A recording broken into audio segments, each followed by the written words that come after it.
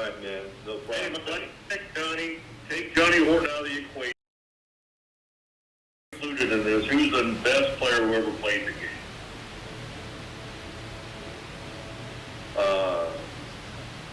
Let me give you 5 names: Todd Lafredo, Doug Furry, Frederic Collignon, Tony Spritterman, Tom Spear. Well, all of them in their prime. I'd probably go with Spear. Wow, that's high praise, man. Can I just ask you real quickly why?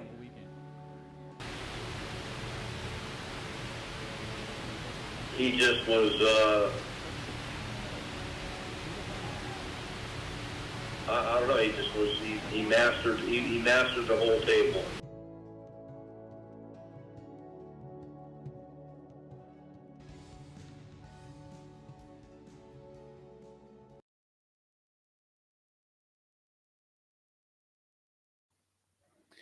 Wow.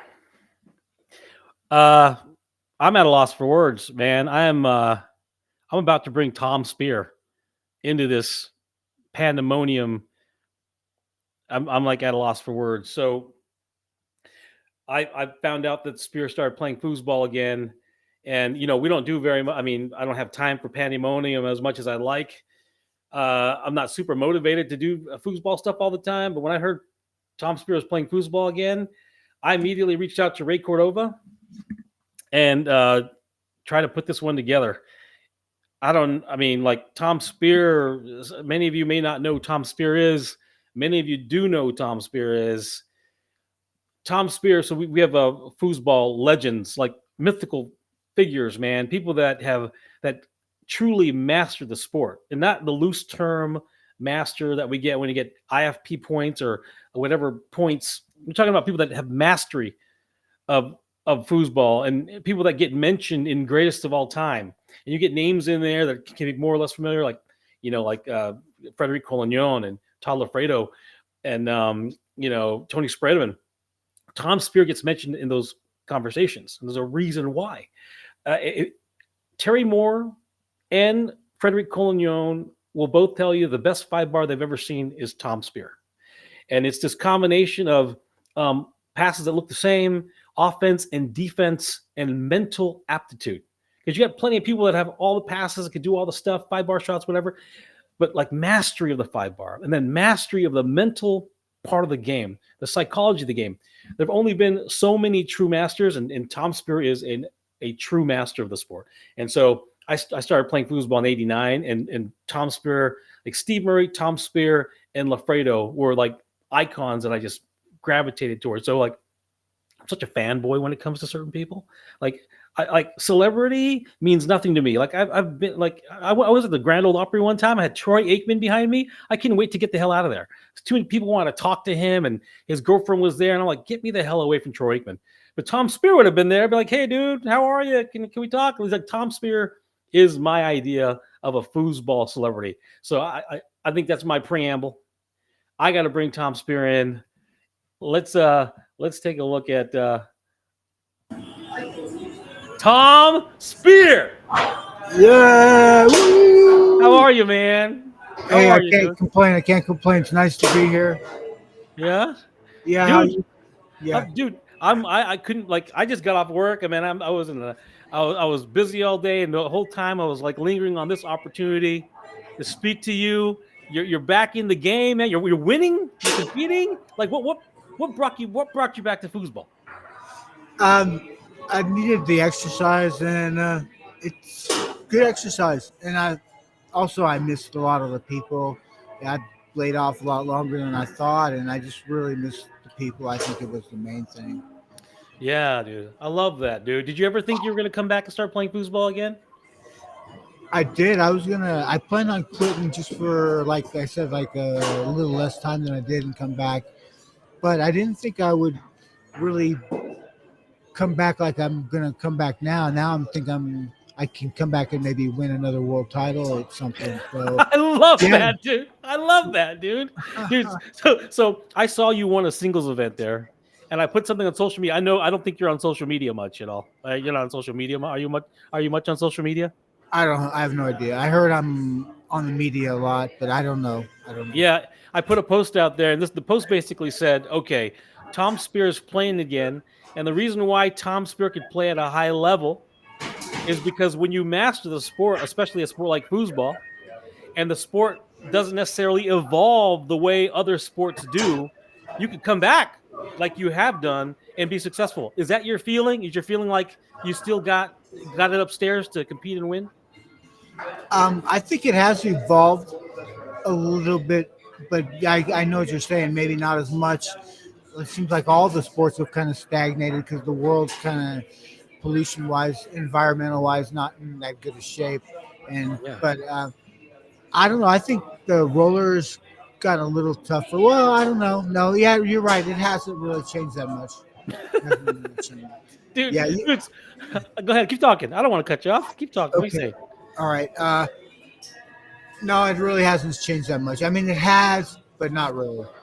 I mean, since '94, yeah, we got a lot more rollers. I guess there was a lot of rollers then. I guess the '90s when Terry or John Smith broke out the roller against Todd Lafredo in the '92 World Championships.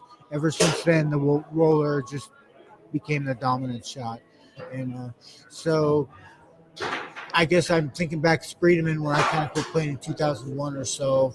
He was on the scene, but there's guys beating him now, right? Oh yeah, man. Those guys beating him. But I guess I want to we got to take a little bit of a walk down memory lane because like the gap now. Okay, you won in every era. There's very few people that won on TS, one on Dynamo, one on Tornado, and you're from that time when people took it, when hundreds of people took it as a professional sport. They worked like a job, like whatever, 7-10 hours a day, practicing, training. Can you talk a little bit about? Can you talk about those times, man? Go back for a little bit and tell me what was your focus in developing your craft in foosball? Um, I was just trying to figure out a way to win and hoping people might think that I'm special for some reason. And it was a super popular game back in the mid '70s when I kind of started looking at it and started playing maybe 1976, I think it was. And, Yeah. yeah, it was just the popular game to do. It was like the hula hoop or I don't know, Happy Days. I don't know. It was popular.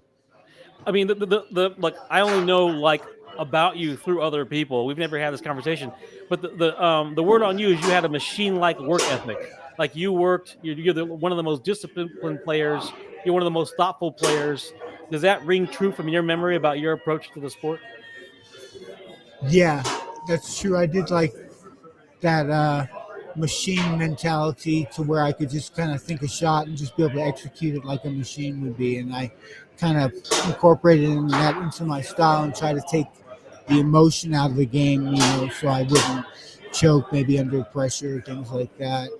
But anyway, what were you asking me again? No. Yeah, you hit the nail on the head. So let's talk about that a little bit because one of the big things about you was how your poise and composure under pressure you didn't choke, or at least you could never tell if you were choking.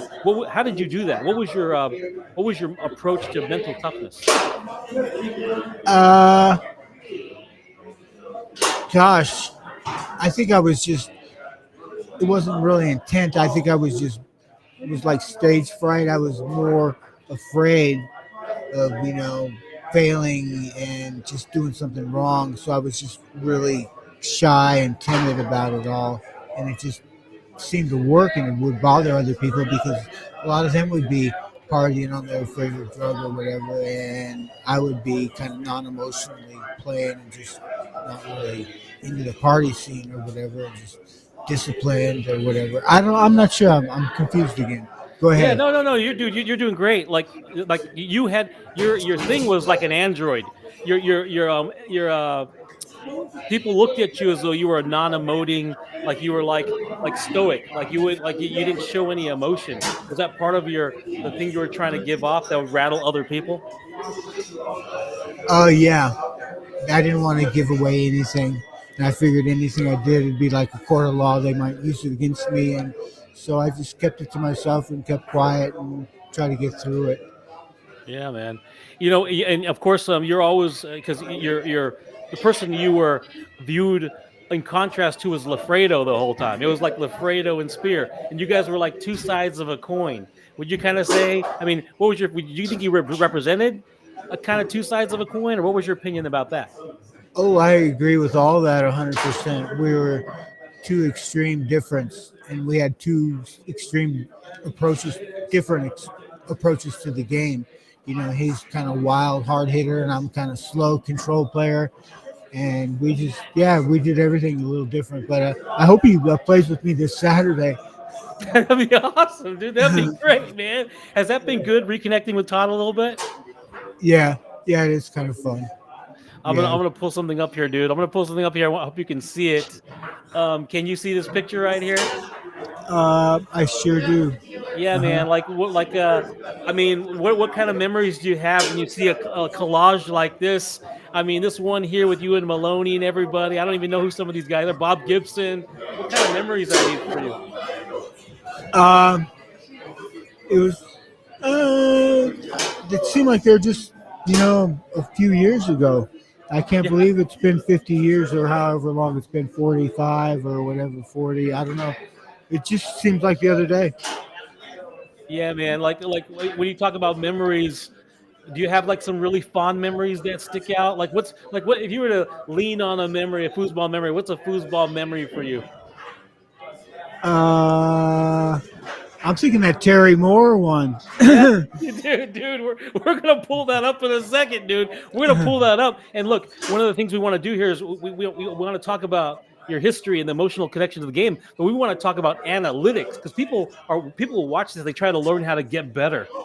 And part of my theory is that when masters quit and they don't are not mentors, a lot of people lose that knowledge. So we want to take an opportunity. How about if I get that match started and we watch a little bit of that match? Let me That sounds good. Whatever let you me feel like doing. That sounds yeah, good, though. let me pull that up and let's go down memory lane. Let me see where that is. That's at 113. And I'm gonna pull that up right now. Let's get rid of this. Give me a second while I get all dialed in with Sure, take everything your here. time. Yeah, I'm not doing anything. What time you gotta start winning the tournament? Um, I don't see too many people here yet, so I think it starts about 7:45. So I don't even know what time it is now. It looks like 6:30, about an hour or so. Yeah, there's not even that many people here right now. Very cool, man. Like dude, I need to soak up my time with you, man. I need to I want every minute I got with you before you got to go and play this foosball. And I hope we can do this more than once, dude, because like you're a big deal, Tom. You're a big deal. You know. Hey, so are Um. you? I'm into it. Yeah, you want to do it again? I'm in. Yeah, yeah, dude. All right, let's. So we're gonna have this match. There's Gary Edgeworth. Have you seen Gary yet? I think Gary's out in why? I think Seen in him 2 weeks Jacksonville. ago. Really? Yeah, he He's was in killing. here on a Saturday night. I'm like, yeah, he's my worst nightmare in foosball. I was telling him, yeah, that guy, he's relentless. He has my number too, man. He's tough. He has your number. Give me a Yeah, he break, really he dude. does. Mhm. I reject that. I reject Ha that. ha ha. All Oh, right, here we man. go. Here we Let me go. put this on the side here.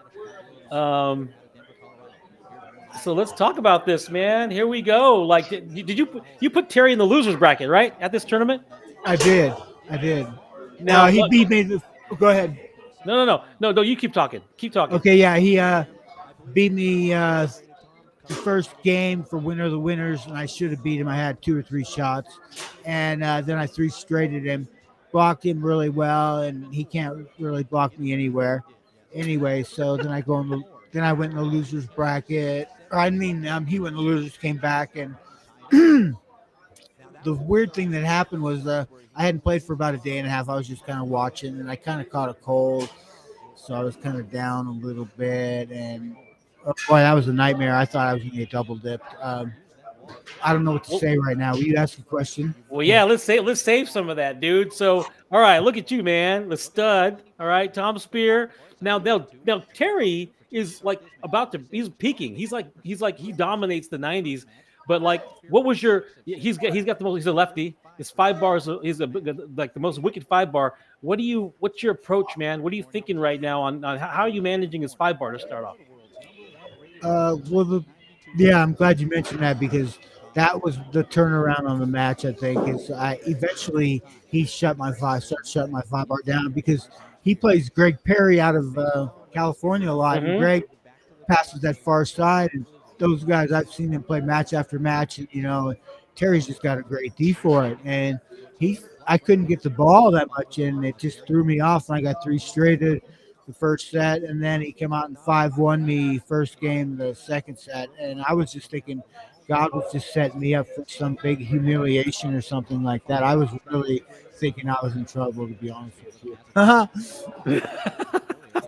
Well, so the thing about this match too, though, is like your 2 bar was. Do you remember how good your 2 bar was during this tournament and in the final? Well, I was passing 2 to 5 the whole weekend, and eventually I quit passing 2 to 5 on him. I just started shooting. Okay, so you went I 2 to 5. Go ahead, I'm listening. Yeah, sometime I think during the second set, I think it was, or yeah, that I started passing in both sides.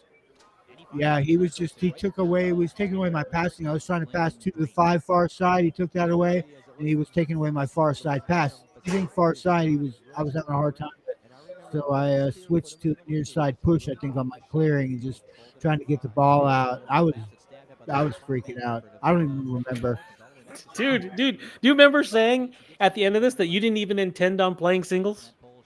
Yeah, I didn't. Yeah, I was just kind of turning into a doubles man. After I won the '89 Masters, I Yeah. thought, well, I think I'm gonna retire from singles, kind of, and I kind of put it on the back burner and started working my doubles game. And then they added a belt to the singles tournament in '93 or something like. No, '94 they brought the belt out, but they did honor Tommy with a belt at '93 for his win. And he kind of cheated me the year before, not intentionally, I don't think, but him and Arthur had a thing going on. Anyway, to make a long story short, I ended up '94 playing Terry. And I forget. Can you ask me something? No, you're doing just, dude. It's good if you just talk, dude. Like we want to hear you. No one wants to hear me. Everyone wants to hear Okay. you. But dude, so do you? Okay, this is great. All right, so Tommy Atkinson doubles in '93. He won singles and doubles, and you Right. play him in this tournament. And Tommy Atkinson is the man. Everyone's expecting him to win. But like Tom Spear, the ageless true masters, the ageless wonders. Do you remember the match you played for him? I think you played him in fifth or better at this tournament. Yeah, I remember I got him in three. I think it was 5-3, 5-3, 5-4, or something like that. I felt him coming on. If I wouldn't have probably gotten in the third game, I think I might have had a lot of problems with it. I might have had a lot of trouble with it. I might have gotten 5-3 in the third. I'm not. I don't know. I think it went 5-4. I was worried about him though, because yeah, like I said, he got me the year for him and Arthur. Arthur had been reffing a lot of his matches, and I think they were just kind of comfortable with the way Tommy was playing. So he was calling stuff on me I didn't think he should have anyway. So it's funny how I did get a chance to come back and play Tommy the next year and beat him and then win the thing. So it's all good. No, that's awesome, dude. All right, so I want to focus a little bit on this match. Now, your 5 bar, right? Your 5 bar is kind of a lost art, and the reason why is the 5 bars are now a little bit different: high speed, quick passes, hard lanes, hard walls. Your 5 bar is like kind of a remnant. Like all your passes, that. And by the way, we'll talk about your 3 bar in a minute. Your 5 bar is like all your passes look the same. They're the same tempo, and like you go down, and no one really knows if you're going to go up or down in 1 second or 10 seconds. Can you talk a little bit about your approach to 5 bar offense?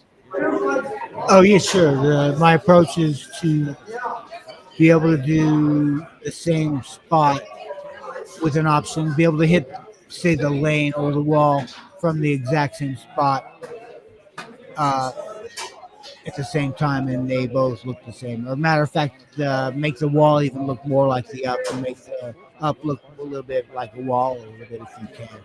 But the main thing is to be able to go a different spot with the exact same look is the key, and not give it away. And so I've kind of worked on that. And that's why I think I got the smoothness and everything.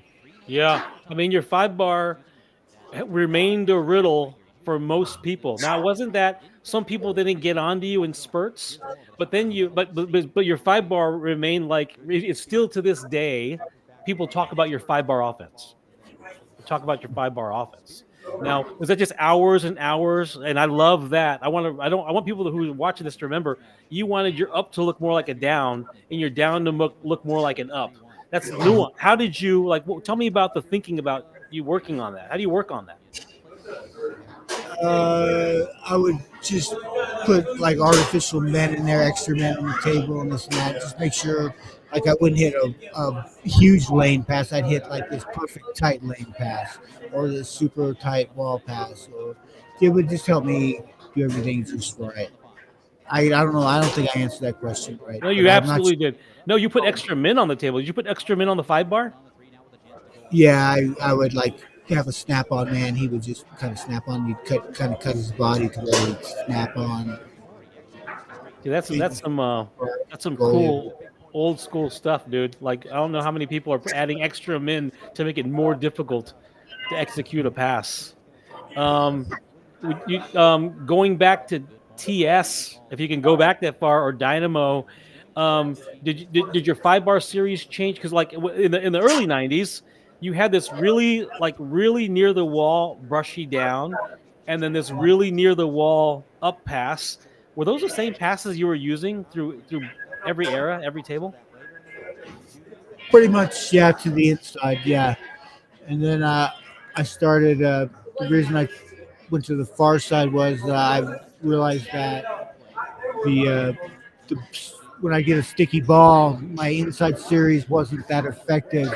I needed more of a brush or something like that, and I realized that most people weren't develop had didn't hadn't developed the defensive five to the near side on them, and to where so it was easier to pass over there. So I could just do a simple brush, and yet it would be a lot more effective than some complicated pass I could do to the near side.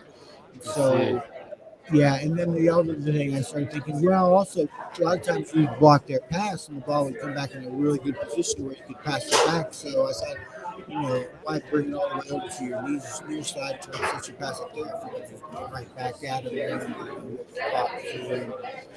and then it got to the point where I just any sticky balls I would do the brush side of the far series, with some options, right? And then the slick balls, some people have oily hands or whatever, and they would near side. I would near side pass with the slick ball, and then people that would use rosin to touch the ball or whatever. Yeah, that's when I would far side brush on. Dude, your mic is on that little. Can you move that mic a little bit closer to your mouth? It's been fine so far. Is the microphone in front of you, or is it on? Is it on your headset? Oh, Yeah, it could be on my headset. I forgot about it. Oh, and I yeah. was okay. Go ahead. Yeah, that No, was. no, move it a little closer to your mouth. No, you were fine. I just didn't want to lose you. Move that microphone a little bit closer to your mouth. Yeah. Okay, how's that better?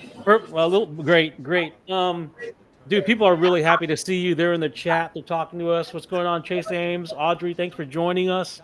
So here you are in a trench war with Terry Moore. I think he won singles at 91, right? He won 91 or 92. I think it was 92. Yep, he won 92. That's right. And then Tommy wins in 93, I think. Yep. Terry Moore is a little bit of a monster. Okay, he's a little bit of a monster. Of course, the roller is a brand new shot. Talk about your, yeah, and the defenses hadn't really caught up yet.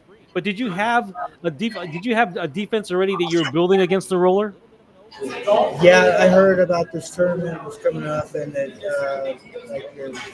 this was going to be a big media thing. And I've been hanging around with Dante Bichette, who's a baseball player. Hey Tom, I want you to get closer to the camera, sir, and make Okay. sure that microphone's in front of your mouth a little bit closer. Okay, you're How's- saying you're hanging out with Dante Bichette, who is a pro baseball player at Colorado. Right. Baseball strike. ESPN2 is coming to the foosball tournament, and you're talking about you start thinking about this tournament. Yeah, and the wrestlers were going to be there, and we thought foosball was going to finally make it. Everybody knew it was going to be a really big thing. Dante was coming out, playing at some of the tournaments and stuff like that, and he makes millions of dollars. So Yeah. it was. So I figured I was going to have to try to win it. The roller was winning. Terry was killing everybody and everything, and so I decided I need to play with Rob Mares and learn how to block that roller. Not to mention, I thought I could maybe win with him in doubles because he was hard to block too. And so I spent a lot of time working on roller D, probably about 3 or 4 months, and had Rob shooting on me off and on here and there. So I had a good D. Terry was the only one that tournament that actually scored a roller on me with any kind of consistency, over 15%. I mean, I really put the brakes on everybody. But yeah, he still scored about 30 on me or so, and he was tough. Yeah, he's yeah. I could. Let me tell you something sad. You're not going to remember because you barely remember me, but I played you and Rob with Fernando De Rosa for fifth at this tournament in open doubles. We played for fifth. You guys beat us in the pits, and you guys were using the Colorado Clear.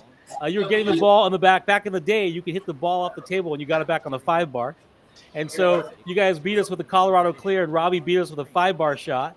But that sadly, that loss for fifth in Open Doubles of the Worlds is one of the highlights of my career, and you probably don't even remember playing me. It's probably sad, dude. Uh, No, don't yeah, pretend you don't remember. I don't remember. I know Rob and I got fifth, and I Yeah. know we lost to Todd and Scotty. Is all I remember. I don't even know who put us out. I think it was Smith or somebody. But yeah, you and who was it? Fernando. Do you remember Fernando Rosa? Yeah, I can't believe we beat you guys. You got it was 4 games, but you beat us. But dude, let's focus on this. Enough. Somehow I made this about me. Here we are, and you got Terry Moore. You guys have a back and forth. What I love about your defense. Okay, here's what I love about your defense. Before this, people didn't know how to block the rollers. They just panicked. It was just a bunch of Right. panicking. Your defense already looks methodical. Are you looking for something with Terry? Do you think he's more up than down? Do you have a tell on? Does he have his shoulder tell yet? What are you thinking about his roller? No, I'm just on him mentally, and I'm making sure that I cover 2 of his 3 favorite holes. I he's not really shooting any like 4 or 5 hole or 2 or 4 holes. I'm imagining 5 holes on the goal, and the corners being the 1 and 5, and the 3 being the middle. And I'm just staying out of the 2 and 4. He's not really shooting the 2 or 4, and I'm just taking the 3 or the 5 or the 1 and 5, 2 of the 3, and just hoping I can bait him into something somehow. And it seemed to work pretty good. Yeah, well, so here's the thing about that. You got to kind of hide that, right? Even though you know he's not going to shoot the 2 or 4. Do you have to conceal that a little bit? You can't make it obvious, right? Or do you just have so much confidence he won't shoot those splits because he won't? He just won't. What do you think? Yeah, I just have never seen him shoot him, and I've been playing him off and on for about a year, a little here and there, and watched him a little bit, and I just never see him shooting them. He's just annihilating people, just rolling over on the corners and pounding that middle that he wouldn't even have to waste his time shooting the 2 and 4. Now Terry says that you're the best 5 bar of all time, and Terry's got easily one of the best 5 bars. Why do you think people? Why do you think people believe that about you? Why do people believe that your 5? Is it because it worked against every style, or what is it about your 5 bar? I think it can be very lethal when it needs to be, and the fact that I pass both sides sometimes really helps because you could be passing one side and certain passes are there. And you can pass the other side, you got a few passes that are there, and you just kind of go from one side to the other and don't get stuck on one side. I don't know. It seems like you can rally when you have an option like that. I don't think I'm answering your question, Brandon. Dude, you're doing great. But I guess this comes into because a lot of people look at you. A lot, and is that Terry? Is that Terry Moore's a little unhappy about something? Oh gosh, Terry's complaining about how the crowd. Just stop it, Terry. Terry, stop it. Stop complaining about the crowd. That's Dave Council. God bless him. God love him. He's doing something with the crowd. But the other part of your 5 bar spear is defense, and that's something most people struggle with 5 bar defense. Can you talk a little bit about your theory behind 5 bar defense? My theory behind the defense is something that I'm not doing. talk about it because I need to start doing it. Hey, Spear, we can't hear you. Can you come closer to the camera, sir, and like hold that mic up? You're talking about theory of 5-bar defense. Go ahead. Uh, um, hmm, my 5 bar D, to be honest with you, right now is not very good. I need to get rougher, take away the wall pass, and that's what I need to do. Is learn how to take away that wall pass. Yeah. But let's go back. Let's go back to the 70s and 80s. Like what was like back then? What was your philosophy of 5-bar defense in when you were on top of your game? Uh, when I was on top of my game, I was watching their 3 bar a lot out of my peripheral and covering the wall as best I could because it's the easiest thing to catch. And a lot of times, they would telegraph their lane pass by moving their 3 bar out to the lane somewhere instead of having it tight to the wall. So when I started out, I just started watching pretty much just that 3 bar there. And then as I got better, then I could read the fakes a little bit more on the 5. And then so I could watch that more and not have to watch the 3 bar. But when I was watching the 3 bar and covering the wall a lot, that was a pretty good deal. That is fascinating. That's fun. So you're telling me that when you're on 5-bar defense, you would watch the 3-bar, and somehow or another they'd psychologically telepath their lane. They telegraph their lane pass.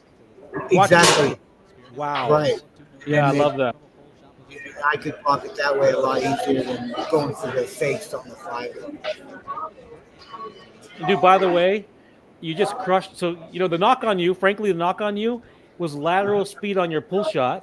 But for some reason at this tournament, your pull shot was invisible. Were you just hot? I mean, your lateral speed was a notch up than usual. What was going on with your 3-bar at this tournament?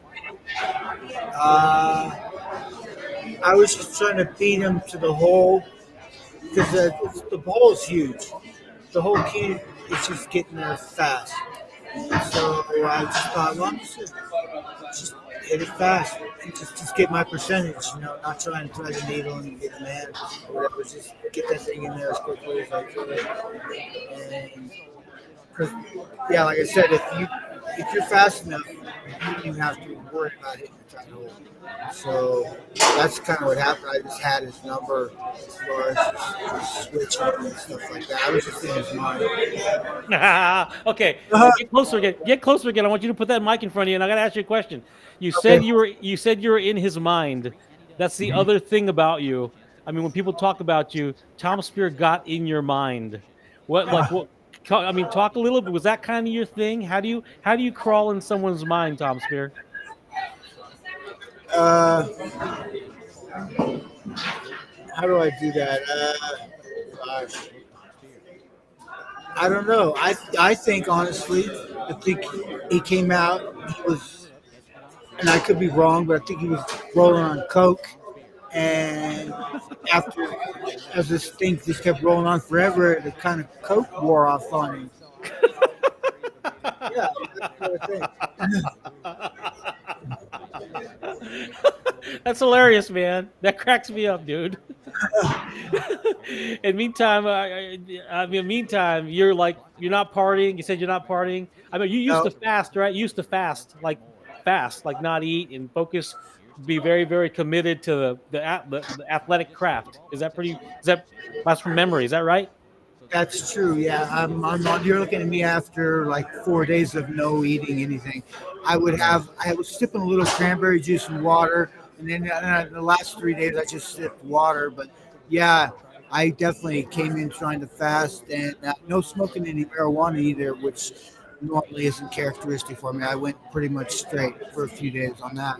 Yeah, I love that, dude. There's actually a question. There's a question in the chat. Tom, it's from Chase Ames. Tom, haven't you won open singles twice or 3 times lately? Have you won singles a couple times lately in the at the local stuff? Oh yeah, I've won a back-to-back singles.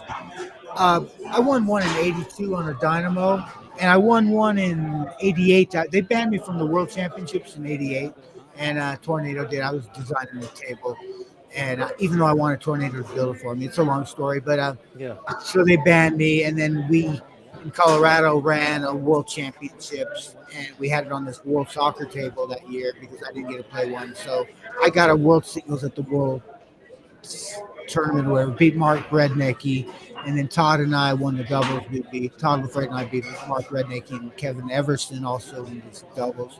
And Kevin and Everson, I think, and Mark Rednecky played in the doubles, world doubles in the Tornado the next year. But we had our own little thing there. It's a long story. Any questions? Colorado, dude. Rudnicki, Everson, Lafredo, Spear. Um, like I said, like Lafredo was seen as your great colleague and also great nemesis because like Lafredo was always the physical super talent, and you were Right. always viewed as the hardworking, disciplined, methodical, mental toughness. What was your approach to playing an animal? Because Lafredo, people don't know this. I mean, Lafredo's still great, but when you go back, if you go back every 10 years, he was more and more physically lethal. I mean, there was a time when he just beat you physically. He didn't even need to think about it. What was your approach to a physical specimen like Lafredo? How did you deal with him? Uh, I'd like to slow him down too, because I would sometimes think, and again, I don't know that Terry Moore has ever done coke or anything like that, or even when we're doing it on that match. But I would think that about Todd too, that he might be doing coke or whatever. So I would just slow him down too. Take my time out. Get table maintenance. Whatever, a rest. Yeah. Slow them down to where they get to the end of the matches, so they're just having the hardest time. Dude, I love that, dude.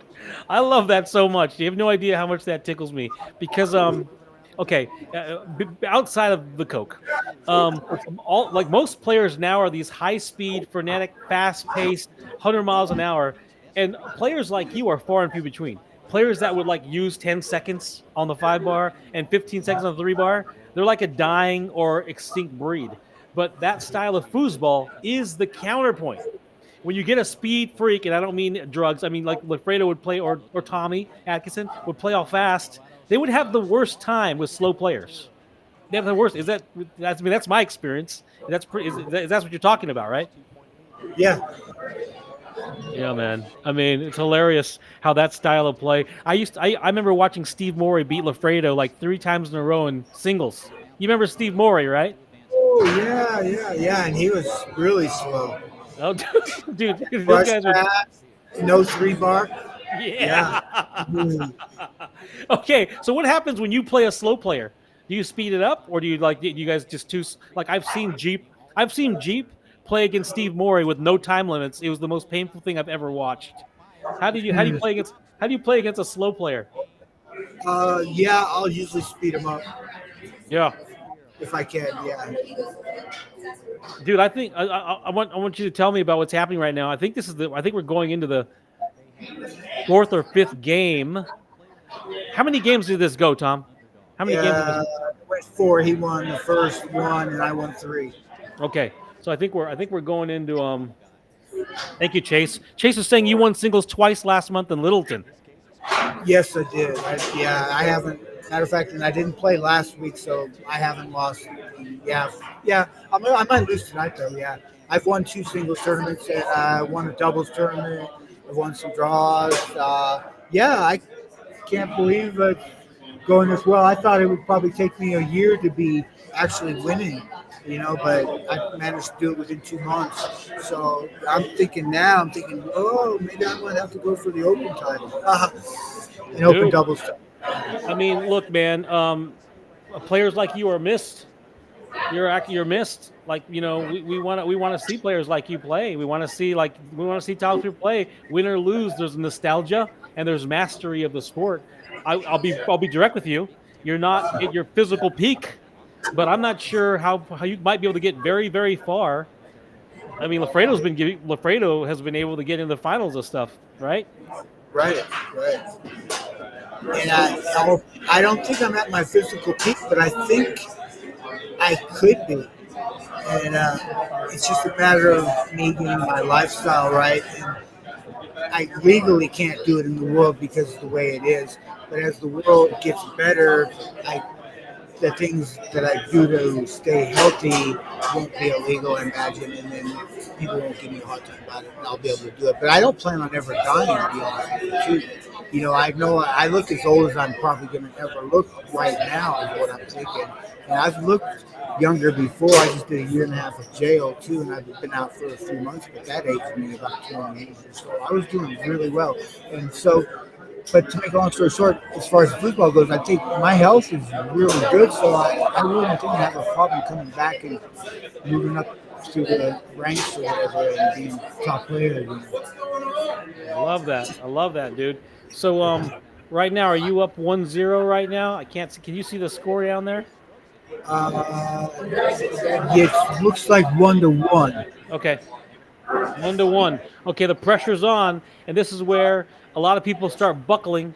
Are the nerves there, and you're managing it well, or are you in? Are you totally calm and collected? What's happening in your heart and spirit right now in this match? After I won the second game of this match here, he won the first. This set, I mean, this he won the, yeah, he won the first game. I won whatever. After I won my first game, I blanked out. I just went from strategizing and like planning and participating to just watching. I felt like I was just in the chair watching myself move the man around. I no longer could think or had any control over anything. I was just out there and just watched it all. Although I'm moving around and playing or whatever, I'm just watching all this, freaking out, thinking I'm watching a movie for 2 games until it finishes. And then as soon as I hit that last ball and I kind of woke up out of it, and I'm like, what just happened? You know what I mean? Yeah, kind of in the zone, right? Are you kind of in the zone? The way Yeah, you that's describe it. the word. Yeah, they say the zone. Yeah, I went into the zone after I went 1-1. Yeah, That pass right there. Did you see that pass? Did you see that I little did. wall pass? I didn't see that. Oh, dude, it was your little crazy brushy wall pass. That's like a dead man wall pass that gets on that you get it on everybody. No one really knows how. Is that because they're terrified of your lane pass looks identical? I wish you saw it. I'm scared to Oh, rewind. no, I think I know what it is. They think it's dead man, but it's not. They're already on the wall, and when I go to the wall, my bumper hits the wall, and when I go to the wall, right when it goes there, my bumper bounces them off just a fraction. My ball goes through, and then they go back on the wall, and they don't. They didn't notice the Yeah. man came off, but that's what happened. They actually came. Well, that was it. That time that he was like a hair off the wall, and that little wall pass went down. All right, Yeah, dude. Look at that crew, man. That's Grant Nelson, right? You got Weidman. You got Mike Rush. It was Rendon back there? Your whole entourage is watching this match, dude. yeah. It's about 1:32 in the morning. I can't believe everybody was up. Dude, people stayed up and watched back then. People stayed up and watched back then. And ESPN's there. They're still there. These guys are like, what? They're wide awake, wondering what the hell's going on. Right? Yeah, that was pretty funny too because I don't know if you remember, but I said the Rockies were or Dante Bichette wanted to sponsor foosball, no entry fees, buffets at the tournament, free rooms for the tournament players and all that. No, yeah, he was ready to do it. But when I won the winners bracket in open singles, they pulled out. The wrestlers left, the baseball players left. There's a couple dozen baseball players. NBC left, and I think it was ABC and CBS.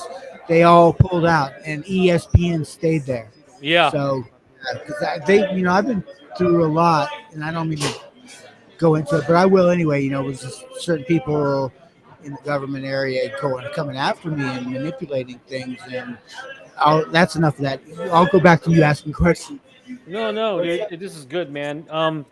Okay, so it's 4-3 right now. It's match ball for you. There's no win by 2 back then. It's the first person gets to 5. Okay, it's your drop right now, and here we are. It's match ball for you. It's world championship point for you. That's the other thing with 5-bar. You get the ball back on rebounds quite a bit. There's that wall pass again. He knows it's coming. You get it anyway. Let's see what happens here. Do you remember what happens here? Yeah, I call timeout. Your memory's good. Your memory's good. Yeah. You still got it, dude.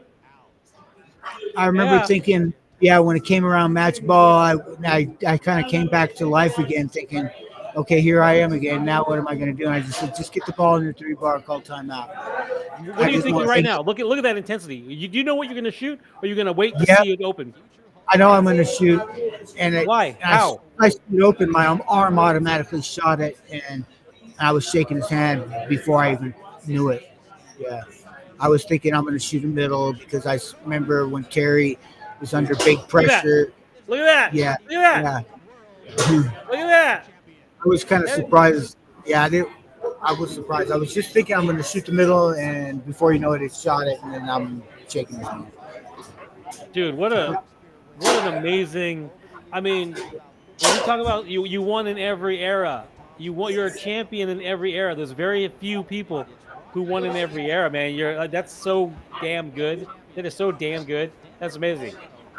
Well, I appreciate you. I'm sure you got your qualities. You can play foosball and do this commentating stuff. I can't do anything but foosball. Dude, I mean, I'm embarrassed. Like, I'm way better at commentary than foosball, and I'm not even that good at commentary. So let's keep this They're the about you, man. best. Are you kidding me? Anybody Stop it, that can relate to me is the best. dude. I think you're the dude. So this is like, um, I mean, okay, you have ESPN now in front of you. They're interviewing you. I don't know if we're gonna be able to hear it. Let's try to. I think we can hear a little bit. Um, what do you remember about this moment right here? Well, like, what do you remember about this? Because you haven't eaten in 3 days. Like, what do you remember? Uh, I remember all that. Yeah, Dude, that's I so remember good. thinking, well, they might drop me, and I figured, what the heck? Who cares? I couldn't believe I beat him. Yeah, I was pretty happy about that.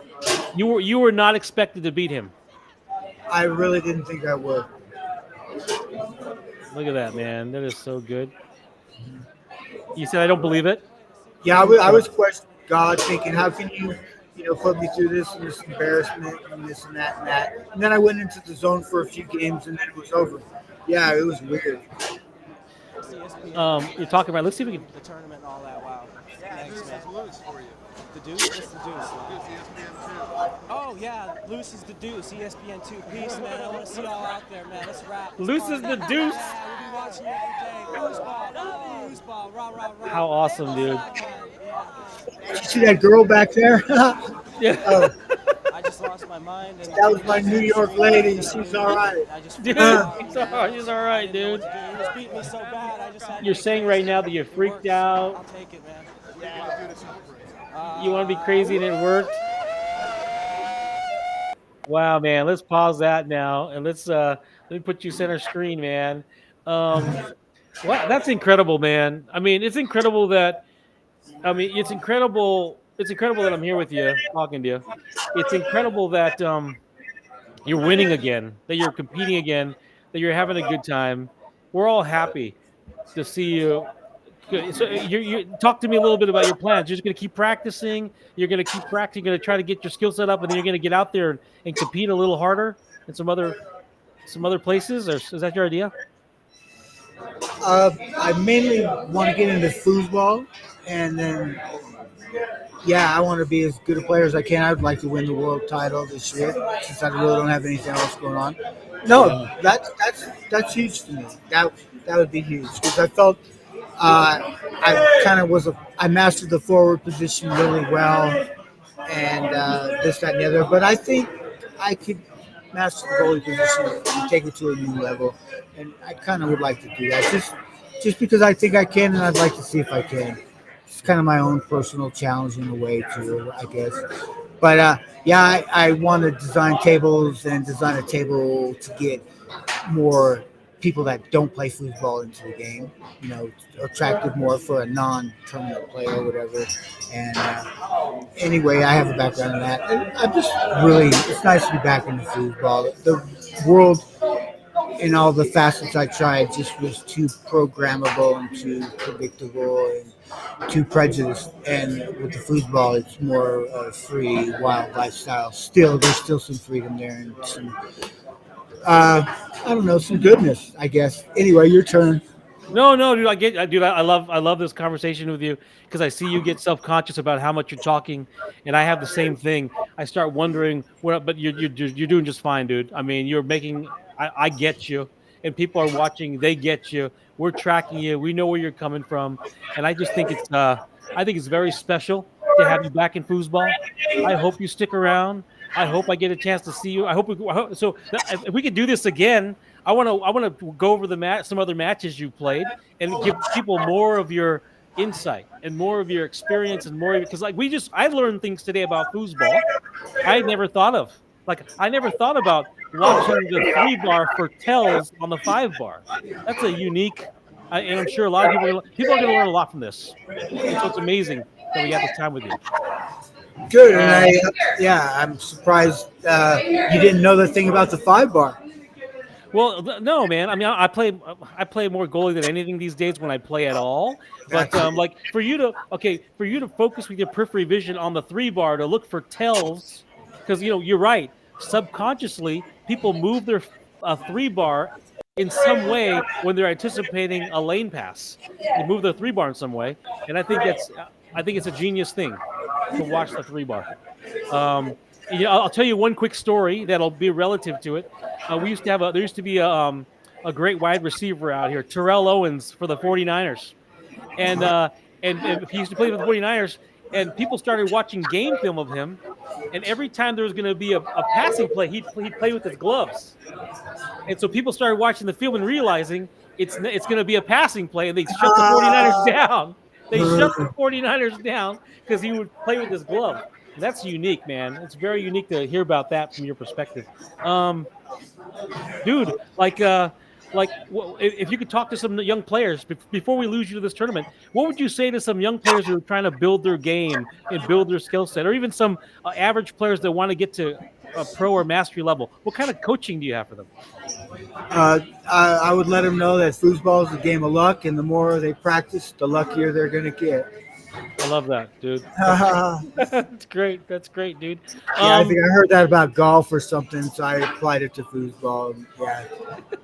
The more you practice, the luckier you're gonna get, dude. It's a game of luck. The more you practice, the luckier you get. So I'm gonna take this video because I know we talked about an amount of time, and I want to respect that time. And you need to warm up. And you need to win this tournament. Can I ask you if we could do this again sometime? Can we try? Can we do that? Sounds good to me. You just let Ray know, and he can let me know, and we could do it again. I hope you had a good time, dude. Did you have a good time? Was it a good time for you? Yeah, I'm glad we did this. It was a good time for me, man. Well, I'm gonna sign us off here in a minute.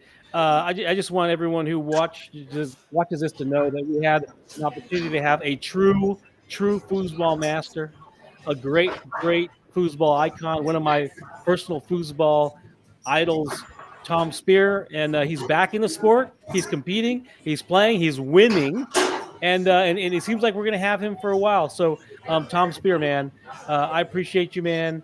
I mean, I'm looking forward to doing this again, and we'll see you. We're going to be watching that. We're going to be watching for you win. We're going to get your wins, and we're going to be watching you on social media. So just know that you got a fan base. Whether or not you see them, we see you. All right? All right. Sounds good. You guys keep being good to yourselves, all right? You too, man. You too. So, hey, everybody, that's Tom Spear, and I just had to jump all over that. Like getting Tom here and an opportunity to just like talk to the guy and see how he's doing and understand where his head was with foosball. And it sounds like he's reconnecting with friends, and he's practicing, and he's playing with frequency, and he's winning. And so he's got like a little income stream from this, and he wants to do other stuff with foosball. I just want to thank all of you for joining us and the people who are going to watch this.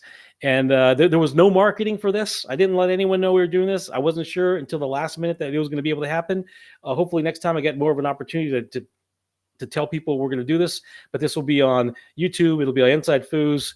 And man, that's a wrap, man. So thank you for joining. Pandemonium, A Legend Returns, Tom Spear. And we'll see all you guys sooner than later. Cheers.